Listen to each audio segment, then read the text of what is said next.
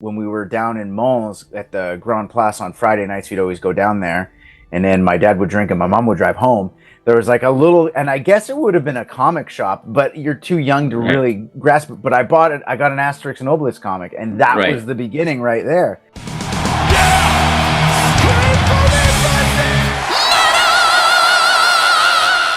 Hey everyone, welcome to the channel. My name is Belgian Jasper. If this is your first time in the channel, hit subscribe right now.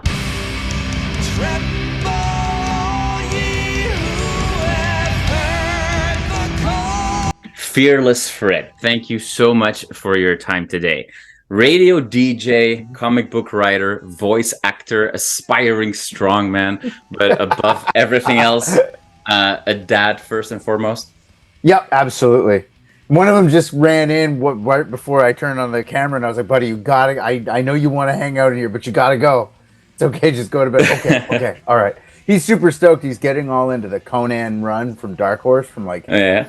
I guess it's like 20 years ago now. The opening issues with like Kurt Busiek and Carrie Nord. It's like some of the most metal stuff you've ever seen.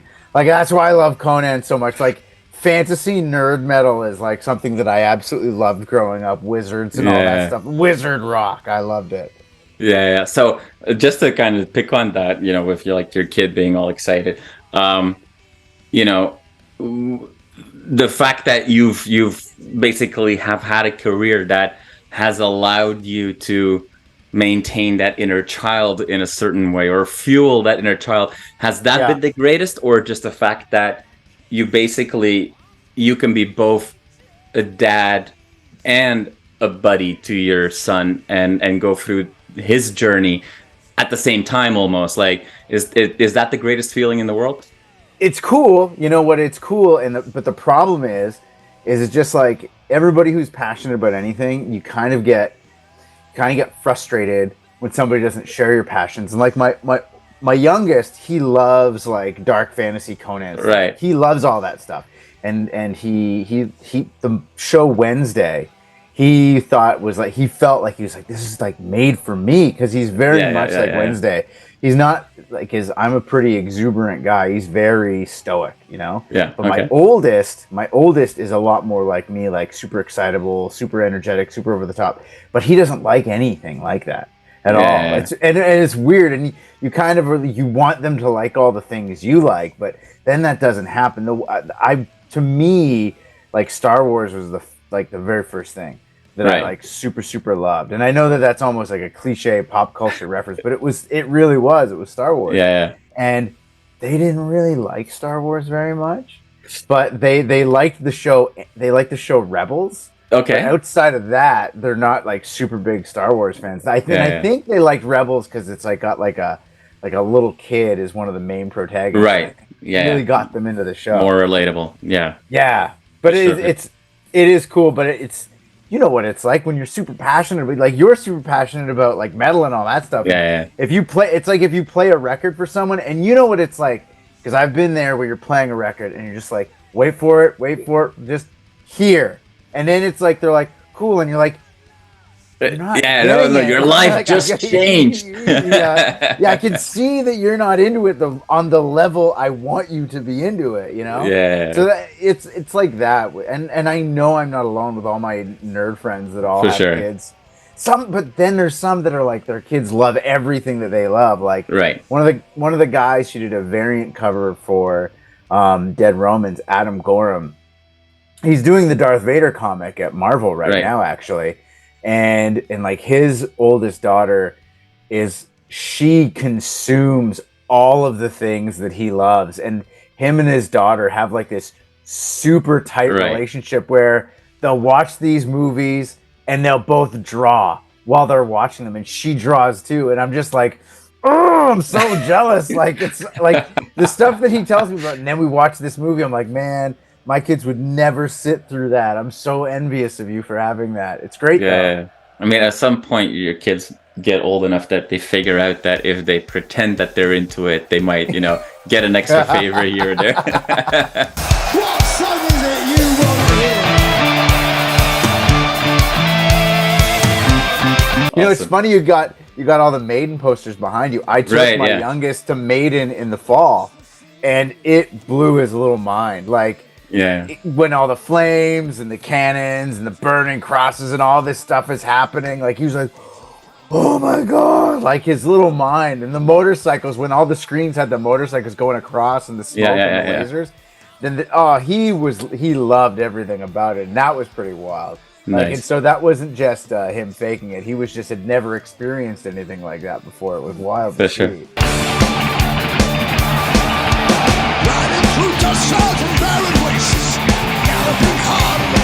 The main reason that we're talking today, you're working on a comic. Well, you're not working on. You have worked on a comic book that's coming out very shortly. Dead Romans, the story of the treacherous ambush by Arminius back in the old days.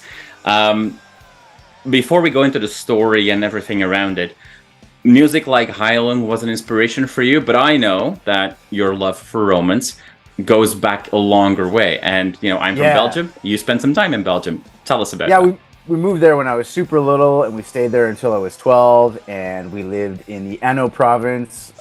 In the town of Gland was where we first lived, and then we moved to Erchy because my dad was military, so he was at the NATO base, Shape. Gotcha. So we lived off base, though, and I think that was made a huge difference in my childhood, was not living on the army base, because I know that I had friends that did, and their experiences of being there were so different than what mine was. Because we would all go for bike rides and we would see stuff, but we went on a field trip, and I was in the 4th grade. We went on a field trip, and we went to this recreated like Belgii village, and it was right by a Roman archaeological dig, and it had this big setup. And I wish, it's weird, when you're little, you don't remember those little details where it was. All you remember was what the experience was like. And that experience for me was so, it was one of those, you know how when you're growing up and your brain like hits all kinds of switches and you start to piece things together. And there's this Roman, they had the Roman dig, the dig site was of a Roman villa, and they had built up like a building around it. And then you could see inside, like with glass ceilings over top, and so you'd walk over and see everything. And I remember for the first time, I remember having like a genuine sense of human connection, that this was really old, like 2,000 years old, and that people were there. And then they explained like with the Gallic Wars and how this was the tribe that Julius Caesar was the most afraid to fight because they never surrendered. And how did they win? Like, and then they start explaining like these wars of attrition, and you know, like, and that hill right there, Julius Caesar was right there, and you're like, and you know who this is, right? And then you're standing there, and you're trying, like your little brain is like popping, like trying to figure things out, you know. And when I got home, and I remember I talked to my mother about it, about how cool I thought this was, because my mother is a big fan of antiquity and ancient history, and she was the one who, when we were down in Mons at the Grand Place on Friday nights, we'd always go down there, and then my dad would drink and my mom would drive home. There was like a little, and I guess it would have been a comic shop, but you're too young to really grasp it. But I got an Asterix and Obelix comic, and that was the beginning right there.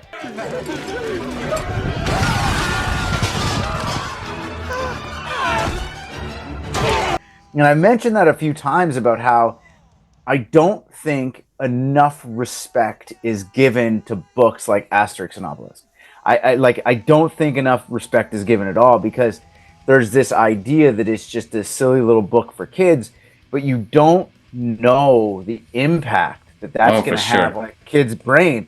Because yes, it is silly and funny and not historically accurate, but there's so much there that can spark a need for discovery and learning. Yeah, and for sure. I really think that was the beginning. If I'm trying to put my hand out, because I've like spent a lot of time thinking about where all this love for history really began, and I really think it was like that Asterix and Obelix comic, like sitting there and reading it, like at a table when my parents are with their friends, and I'm just like got my nose in this book, looking at the pictures, and going back and reading it, and going back and reading it, and looking at all the pictures again. I don't know. I think that's really where it all began. Well, I think that went rather well. Yeah, Yeah, good enough for the kid anyway. You say, Asterix and Obelix doesn't get, the respect it's due. That might also be a bit of a regional thing because, coming from Belgium, and this is a French comic, even though that Belgium obviously has for those that are comic book fans, we will likely know that Belgium has a graphic novel culture. Huge.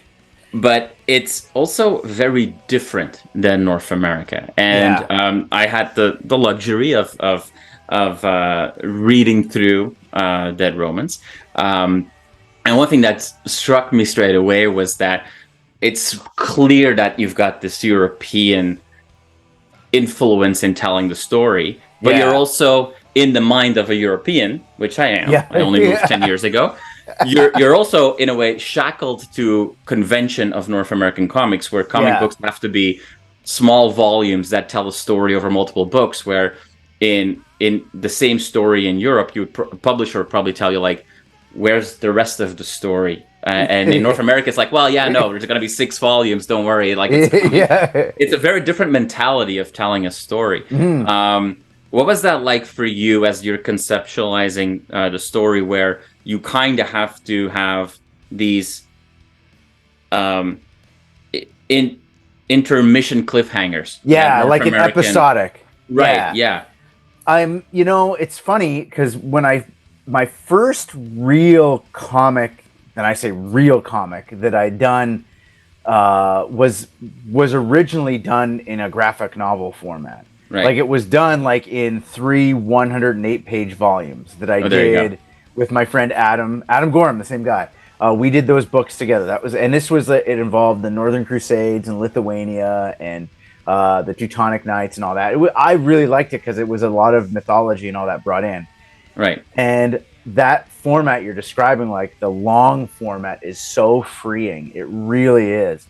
And when I wrote Dead Romans, I wrote it initially like that. Okay. But as I was writing it, I was sort of planning for the near inevitability of having to do it in volumes, like doing it in the single issues. So as I was writing it, I was building it along like a 3-act concept, like a 3-act play. Yeah. But I was finding with the duality of the two characters, because the main story involves Arminius and Honoria. Now, Arminius is a real person. Honoria is someone that we created for the story, but I really, really love her character.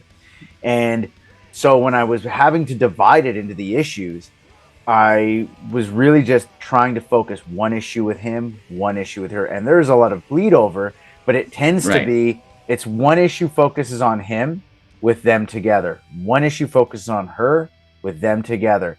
And then as it goes along, and near the end, I almost liked having it as those single issues, only because, like you say, with the cliffhanger, the final issue is I wanted to make it so that 5th issue, we've got everything set up, everything's ready to go, it's happening, and then it's done. And then the last issue, it all plays out. And I think that 6th issue is just going to be nuts.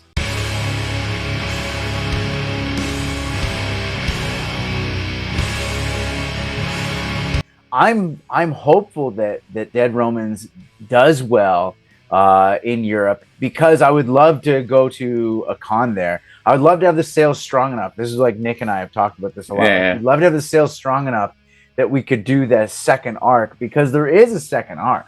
Right. Like anybody that knows about the Battle of Teutoburg Forest, it's that Arminius won the Battle of Teutoburg Forest, but was he able to hold on to his victory?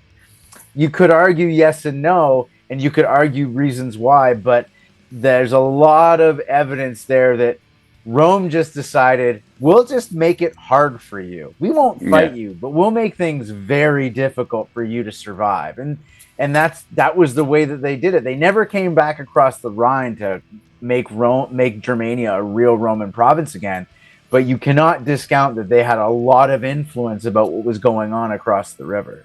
Yeah, so we played with that a lot.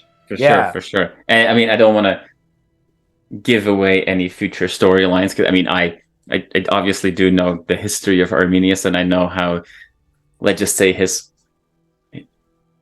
family dinners for Thanksgiving every year became more and more awkward. But that's a great way of looking at it too. That's a fantastic way. And I don't think people like appreciate like the level of deceit that was going on. And it's like, once you dangle that much gold and that much power and coin in front of people, the people you thought were your closest friends turn out not to be your closest friends. And it's a great story. And like, because we can talk about, like, we don't want to give away the ending, but it's like, if anybody does any historic research, they should be able to figure out a lot of things that will happen. But I need to stress that with this story, I was very adamant about not changing a lot of stuff. Like when you talk about his orchestrating like a deceit, his great revenge, like his great master stroke and plan, I didn't want to change any of that, because it's one of those things that historically is so crazy. You think there's no way that's really the way it was. It's like, when the losing side is explaining how crazy it is, and then the winning side is also explaining it, you're just like, oh my God, this really is pretty impressive. That aspect we didn't want to change. What we wanted to change, and what made the story different, was the motivation. And we played with his motivation, and then we played with the way that motivation affects him during the battle. I think we ended up making him more of a sympathetic character than this. I think he's got, even if we took away our reasons why, I think you could argue he had a lot of very good reasons for doing what he did. The question is whether you want to give him the benefit of the doubt or not. You know, I think that's really what it comes down to.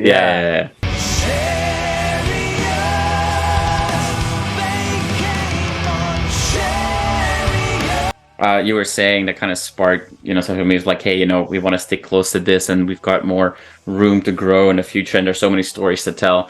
In another interview, I think it was a written interview, you talk about, I think you were asked about, like, well, hey, the story of Arminius, it's not the first time that it's being told in today's world. It's not the first time it's even been told in comic book form. In more classical European, I don't know how they were translated in North America, but I think Eagles of Rome or something like that is a whole series. The Roman, well, shouldn't be right calling it empire, because it was, kingdom, republic, empire.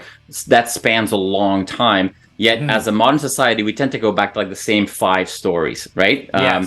And for people that clearly have a passion like yourself and like me, it sounds like so much fun to delve in, deeper cuts, if you will. But is it kind of like, I know you're a big Marvel fan, you already referenced it. I know that you're fully covered in Marvel tattoos, or at least one leg. Is it kind of like, well, you have to make Iron Man first before you can do Ant-Man or Guardians of the Galaxy? Do you need to like get that name out there first, and then you get a little bit more artistic license to take people down a lesser known story? Or what? How do you look at that? Well, to be honest, you're 100% right. Like, the Battle of Teutoburg Forest is one of like the big ones, and I think what makes it so big is that the players involved. You're talking about, you could say, the greatest emperor of all of the Roman emperors, because most of them were pretty awful. But like Augustine is always considered to be like, he was the first true Roman emperor. Like Julius Caesar crowned himself emperor, but it was really Augustine who assumed the mantle and ruled for so long. And that is really the epoch of Rome. Like, that's Rome at the height of its pageantry. And I think that is one of the reasons it stands out so much. But I also think that the reason this battle keeps coming back to is it's so terrifying. Like, the nature of what you're dealing with is so absolutely terrifying, because you're talking about a collection of tribes that had been brutally oppressed by Rome for 30 straight years. And it's not like there was ever, they came and they went. It's like, no. Yeah. We're here. We conquered you. We took your sons. We took your daughters. Now we're taking your money. And it was constant. And it's not like today where you have people that are trying to bridge people together. Right. This is how it is. You lost. Deal with it. And you've got a guy who comes along who knows how the Romans fight, knows what they do, and is like, follow me. Yeah. And all of the things that they've done to us, we'll do to them.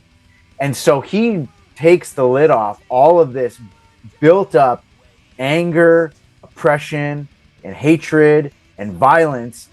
And then it's easy for us to look back and say, wow, and a lot of people died. It's like, imagine being in that swamp and it's pitch black and there's flies and bugs buzzing around and you're in like bog water, and it's not like warm bog water. It's putrid, stinking bog water, hiding amongst bodies, and there's carrion birds flying around. The wolves are coming out to feed on the bodies, and you're just hiding, trying to get out. And everywhere you can hear bouncing through the trees is the screams of people being sacrificed. There's so much powerful imagery that's going on in that story. And I did Teutoburg because just the logistics of what happens are so insane. But if I could do another story about Rome, and believe me, there's so many that I would love to do. Like, I would love to do like some of those stories that took place like a generation before. I would almost love to do a story of the original Gallic invasion of Rome that took place like 400 years earlier, where they came and they just sacked Rome. Like, they destroyed it. And to be honest, I really believe that initial sacking of Rome was the catalyst for what ended up happening a few centuries later, because for hundreds of years, the Romans, as they grew and grew and grew, they had the Punic Wars. And once they fought the Punic Wars and they defeated Carthage, the big player in the Mediterranean, because people don't realize, like, at the time, Rome was not a big player. And they went to war with a superpower, and then they won. So at that point, then it's like we beat the biggest power, and we beat them at their own game. We beat them at sea, and the kids are still being told about those terrifying barbarians in the north. Where do we go now? Let's defeat the boogeyman. Like, that's what you do. Like, that's how it goes.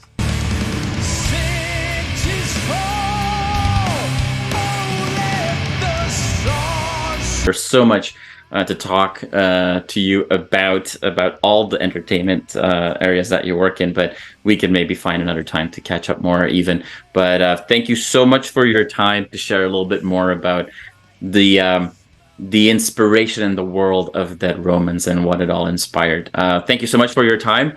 Really exciting stuff. And if we need to find some good, music or playlists that captures the spirit of Dead Romans, I think there's a couple of metal bands that I need to introduce you to. Send them away. You got my email. Give me a playlist.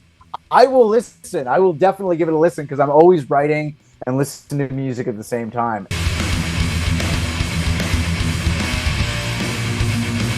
Well, Fred, thank you so much. Oh, you know what? I can't let you go without telling us the short version where the nickname Fearless Fred came from.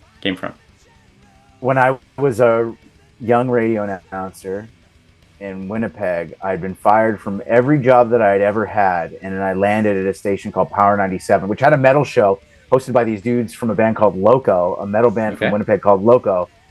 IEI from Loco is one of the greatest metal songs Canada's ever produced. Never intended, but I am expected to tell it like it is. In by the back of his head. They had a metal show called The Pit. Awesome name for a show. But when I worked there, I got a job on the overnights, and the morning show would come in, and I begged them to let me do stuff with the morning show, and then they would give me these stunts to do. And then the thing was I would do anything they asked because I was so desperate. I was so hungry. And so they started calling me Fearless Fred because there's nothing, I never said no to anything. And it kept getting more and more and more extreme. And I would just, yeah, sure, let's go. And I would always say yes and then realize, what am I doing? But it all worked out. Like that job, like, and the guy that gave me the name Hal Anderson is still on the radio in Winnipeg. And I love him so much. He really took me under his wing and taught me everything that I got. So I love Hal Anderson. He's amazing. I will show you that you've never seen Fred, thank you so much. I've kept you more than I promised I would. So please go and enjoy your evening. Thank you so much for taking the time to share a little bit your passion about everything Roman and everything comic book. And I'm excited for you to share this this first volume with everybody out there. Me too, man. Thanks for having me.